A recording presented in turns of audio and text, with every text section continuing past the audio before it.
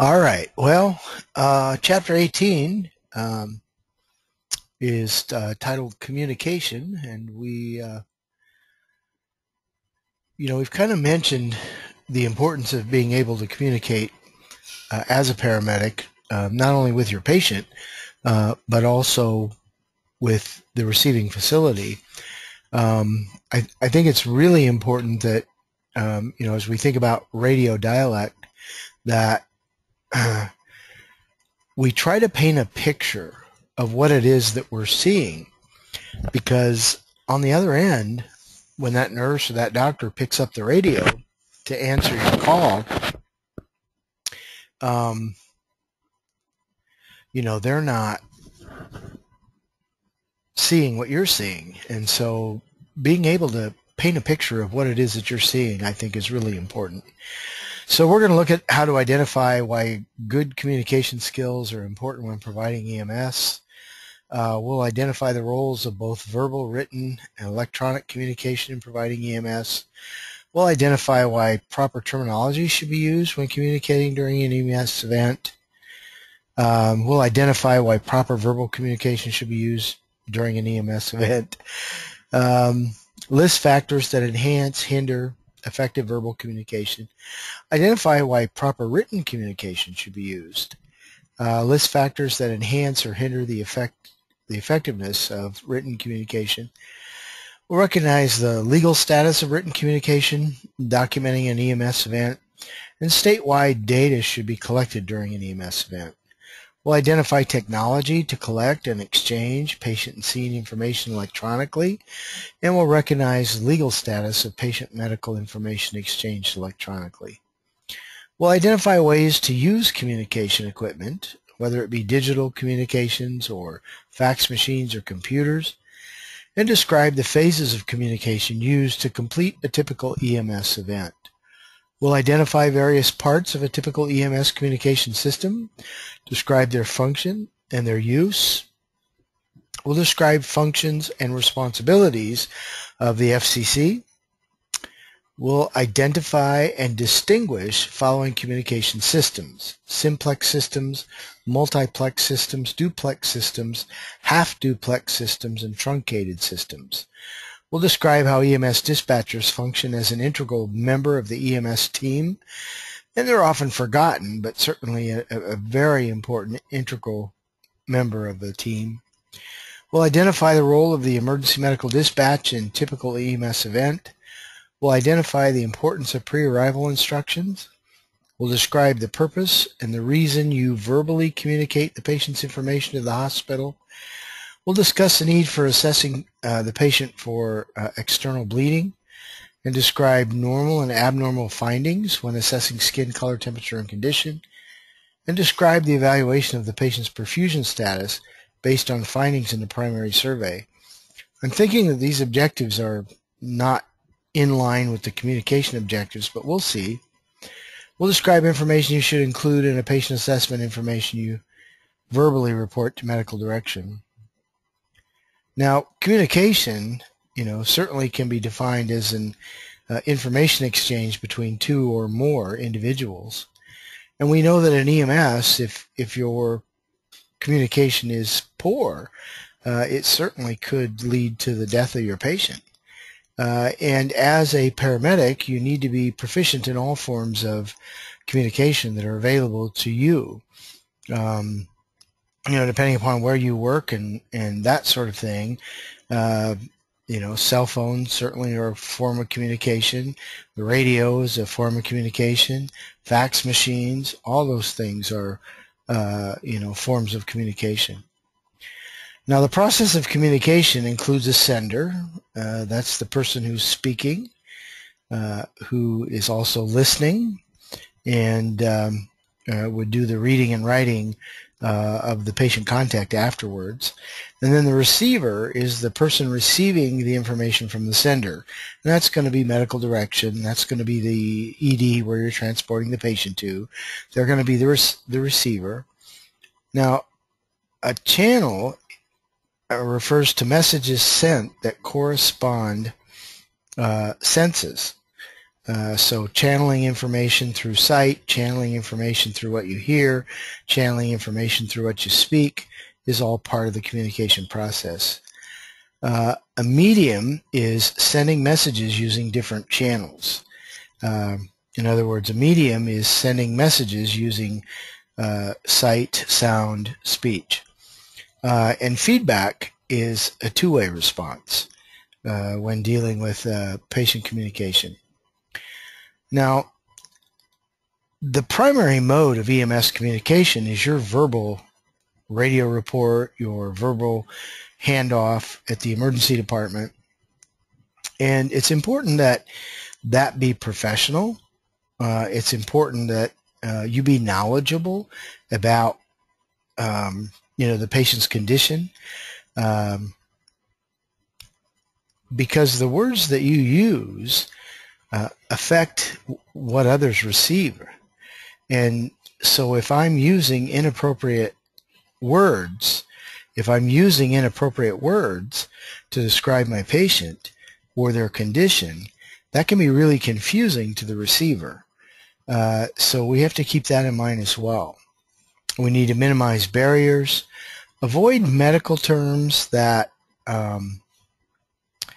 when you're communicating verbally with your patient, you want to use words that they can understand, but you may use the medical terms when communicating with other medical people. Your verbal communication needs to be accurate and concise, not wordy, not lengthy. A brief report is what's necessary.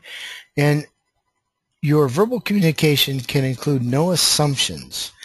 Certainly when you assume things, we all know what that means, and you shouldn't do that.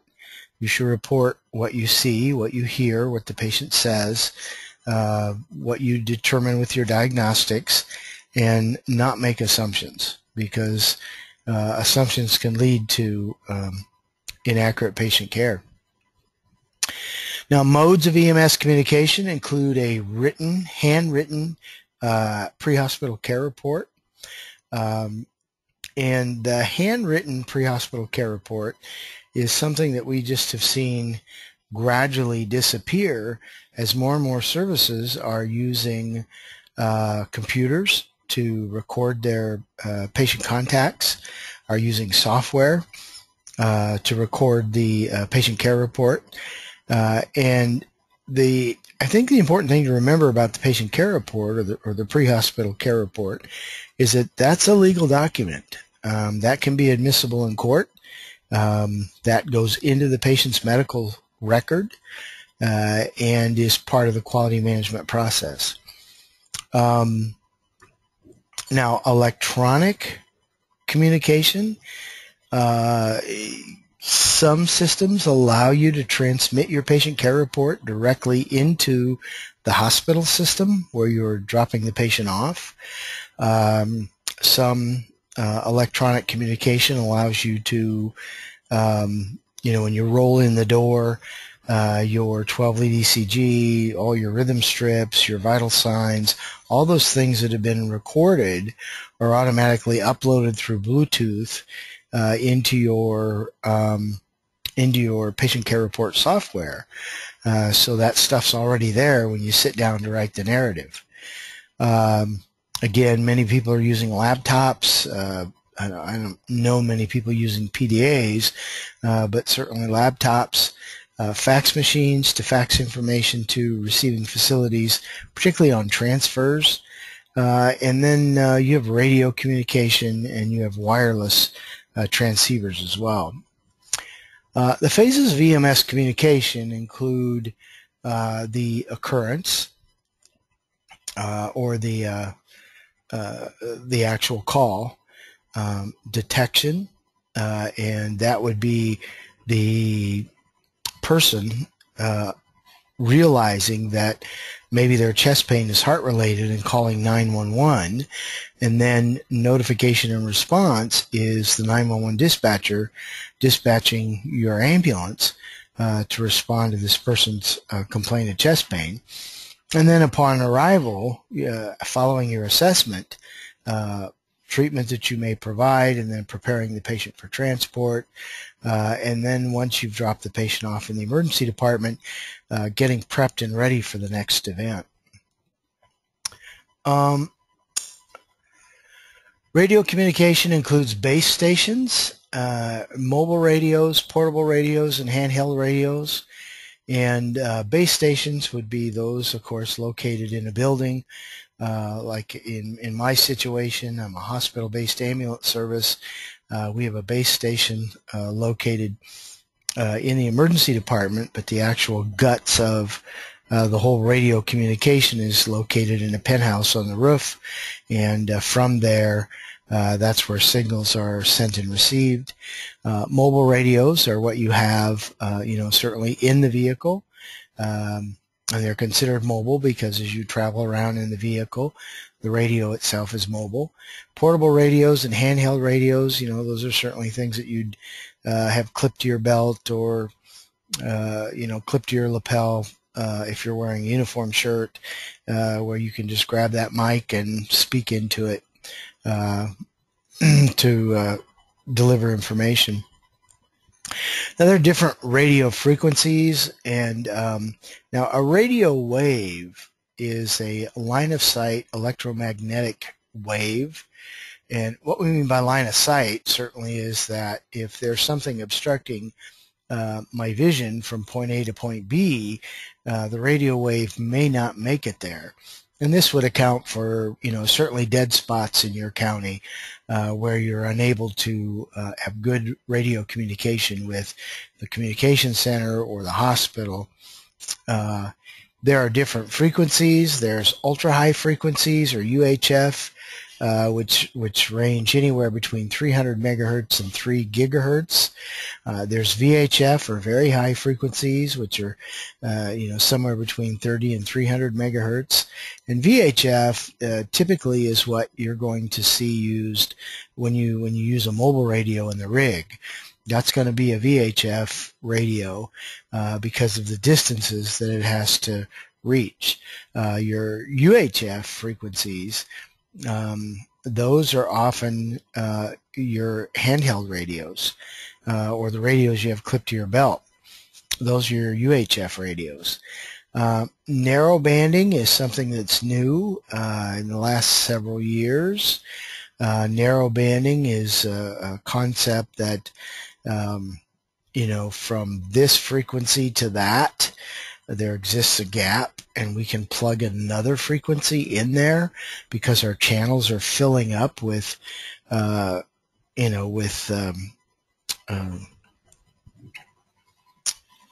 channels are filling up with radio frequencies, and so by narrow banding, you're able to get twice as many frequencies within a band.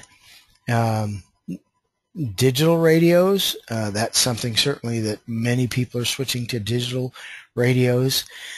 Digital radios, the one nice thing about digital radios is that they don't drop their signal doesn't get weak, and they're more secure.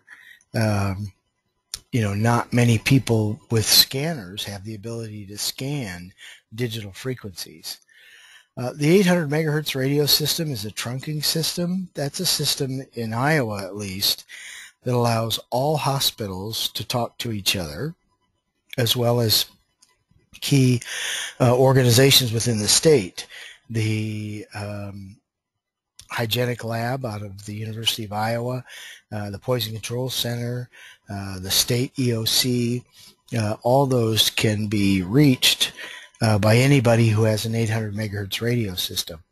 Now, many hospitals have, base stations with an 800 megahertz radio station, but they do make portable 800 megahertz radios as well. Now, the FCC, the Federal Communications Commission, is the federal organization that oversees radio traffic. And, certainly if you were to use foul language and those sort of things, that might be picked up by monitors on the FCC, and there may be some issues there. Other communication systems certainly include cellular and satellite telephones, cell phones or satellite phones, ViOP phones. Those are all methods that many people use to communicate because they're more secure than certainly your regular 155 340 your EMS frequency. Repeater systems are unique because as you use a radio and as you talk on the radio, the signal gets weaker and weaker. And what a repeater does, particularly in those areas where line of sight is an issue, is the repeater will pick up that signal from your mobile radio and boost that signal and then rebroadcast it so that it does reach its intended target. Now, there's a variety of different radio systems that are out there. There's simplex radio systems, and with a simplex system, only one person can talk at a time, and that's typically what you're going to have in the back of the ambulance. Two people, with a simplex system, it's not like carrying on a conversation on the phone. Excuse me. Only one person can talk at a time. Where if you have a duplex radio system, that is like talking on the phone, where two people can talk at the same time. A half duplex is used with repeaters, and it does involve two frequencies, but only one person can talk at a time. And a multiplex radio system involves not only voice, but also data being able to be sent at the same time. Back to that, digital frequencies and digital equipment, the purpose, of course, with digital equipment is that, it's better secured and the signal does not degrade. Telematic radio systems include automatic stuff that is activated, during a crash or something like that, and that would include OnStar. As well as what other vendors that are out there. I'm just familiar with the OnStar that EMS providers are, when they arrive on scene, and OnStar is still up and on the radio or on the within the vehicle. They can give you valuable information about the speed of the vehicle, that sort of stuff when the impact occur. Now, trunking systems. Now, with trunking systems, all the communication that we talked about is in one area, and a computer chooses, the open frequency. The computer decides, when, what frequency you'll use in order to communicate. Now, dispatch centers, emergency medical services dispatch centers, they take the call, they page you out. They monitor what you're doing, where you're at in the call. They coordinate other communication between you and fire and law enforcement. Some dispatchers may give pre-arrival instructions if they're trained to do so, like EMDs, emergency medical dispatchers. And then they maintain the incident record. All the voice that is recorded is saved, to be played back if necessary, and they keep track of your times, that sort of stuff. So when you're done, you can call your dispatcher to get your times. Dispatch centers, there's just a wide variety of different types that are out there with different complexities. Computer-aided dispatch, or CADs. They use GPS mapping, real-time GPS mapping. So with a computer-aided dispatch center, they know where the vehicles are and certainly can direct and guide folks in the event that they're having difficulty finding the location. Public safety answering points, or PSAPs, they locate the call to a street map. They don't real-time track where you're at, but they can locate the call to a street map. E911, they can triangulate the location of the call, particularly if it's off a cell tower. They can triangulate it and determine where the call is coming from. And then 911 comm centers that don't use the enhanced 911. They're going to receive the call and they're going to dispatch. And a 911 comm center, could be out of a police department, could be out of the sheriff's office, could be out of the hospital. When I first started in EMS in Iowa, the 911 comm center was either out of the sheriff's office or it was out of the hospital. When relaying patient information over the radio, I think it's important that we understand that there are a lot of ears out there listening to radio traffic. Scanner land is hot. Many people have scanners. They're dialed in. When they hear that page for the ambulance to go out, they'll sit by that scanner and get ready to use social media to relay information, long before you're ever finished with your call. So it's important that you protect the patient's privacy. Typically, we're not saying any patient names over the radio. Also, when using the radio, make sure that it's on the right frequency and that your volume is adjusted. You should clear the frequency before beginning transmission, and in order to do that, you just hold the button down on the microphone for a second or two before giving any sort of radio report. And then speak in a normal tone, 2 to 3 inches from your mouth. We can often tell the anxiety level of the responders by the tone of their voice. And if the microphone is right up against the mouth and they're speaking loudly when they're really excited, it can be really difficult to hear. So it's important that you speak in a normal tone, about 2 to 3 inches from your mouth. Identify who you're calling and then identify yourself. Wait for a response indicating that you can transmit.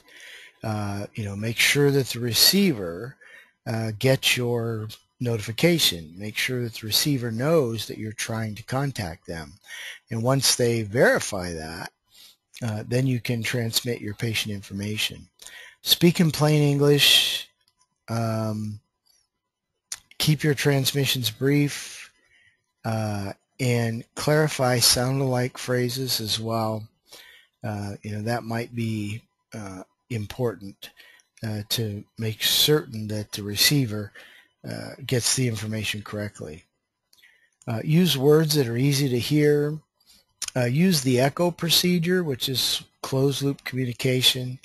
If you're given a particular order or if medical control tells you something, repeating that exactly as you've been told lets everybody know that this is what you heard and this is what you understand and this is what you're going to do. Develop a standard format for transmitting your radio reports, and that just comes with time. That certainly comes with the comfort that you might have after giving many radio reports. Putting that information in a logical sequence so that when you speak to the hospital, that the information flows and it's not combobulated and it's not difficult to hear because it just flows nicely. And then once you're finished, confirm that your message has been received by the hospital. You need to identify your unit and who you are, a brief description of the scene, a little bit about the patient's age, gender, approximate weight, their chief complaint, any sort of symptoms that they're having, a brief pertinent history or sampler history, medications, allergies, that sort of stuff, and then what you found during your physical exam, and then any treatment that you've given, because certainly most of us are going to function with offline medical control. So we're going to be providing treatment and then calling in what treatment we have provided, and then how the patient responded to that treatment, and then your estimated time of arrival. When you hand the patient off to the emergency department, I think it's really important, and it's often overlooked, that you introduce the patient to the nurse that's going to be caring for the patient. Rather than saying, this is the broken arm or this is the broken leg, saying, this is Tom or this is Mary. And also, if possible, particularly if you know the emergency department staff, introducing the emergency department staff to your patient as well is appropriate. So getting the patient's name to the receiving care providers is important. Letting him know the chief complaint, giving him, again, a sample history, what treatment you provided, how the patient responded to the treatment, and then what has occurred after your initial radio contact. If you give a radio report, they're going to have all that information available already. So what's new? What's different from the last time we talked? Well, in summary, each phase of emergency requires good and effective communication. We know that accurate communication of every type, whether it be verbal, written, or electronic, is essential for the patient's health and for documentation. Quality management is essential to the overall improvement of communication and patient care. And we didn't talk much about quality management. The slides didn't lend us to do that. But when you do your patient care report, whether it's a written report or whether it's an electronic report, those reports are audited. And those reports may be audited randomly, based on the type of call, or every single report that you do may be audited. It just depends on the system. So quality management is essential to overall improvement of your communication. Good knowledge of terminology helps you eliminate communication problems. Radio still remain the backbone of communication in EMS. We rely heavily on cell phones, but there are times that cell phones don't work either. So the ability to use your mobile radio in the back of the rig, or perhaps a handheld radio, is important. Repeater systems, again, are essential in ensuring quality radio communication over long distances or rough terrain where line of sight is an issue. And radio systems can vary depending on local EMS systems and the type of the equipment used. CAD systems send and receive numerous data types quickly and accurately. CAD systems track you GPS-wise live, where you're at, where you're located, where you're going, and can help direct and guide you to the location of the patient call. All right, well, that ends this chapter. If you have any questions, you know how to get a hold of me, either through my email or certainly my cell phone. And with that, I'll talk to you soon. Bye.